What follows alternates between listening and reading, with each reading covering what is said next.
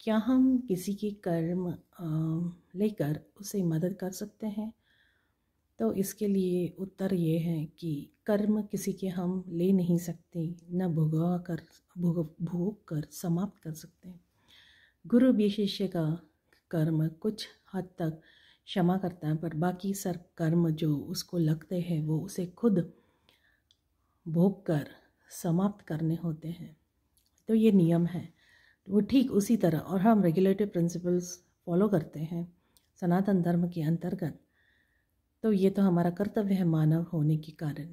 और ठीक जिस तरह किसी और की बीवी को अपनी बीवी कहकर कोई पुरुष रख नहीं सकता उसे अपने घर में, ठीक उसी तरह किसी के भी कर्म हम लेकर भोग नहीं सकते। पर ये बात है कि गलत संग से हम यदि किसी गुंडे के संग में पड़ गए तो उसके संग से हमें उसके कर्म दूषित कर सकते हैं। तो ये हो सकता है, पर हमें सावधान रहना चाहिए और थोड़ी हमें नॉलेज होगी तो इसका उपयोग करके हम अपने आप को स्वयं को बचा सकते हैं।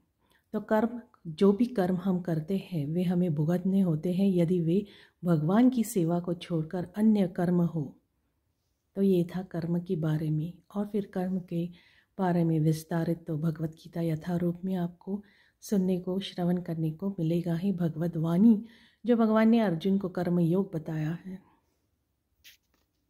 हरे कृष्ण।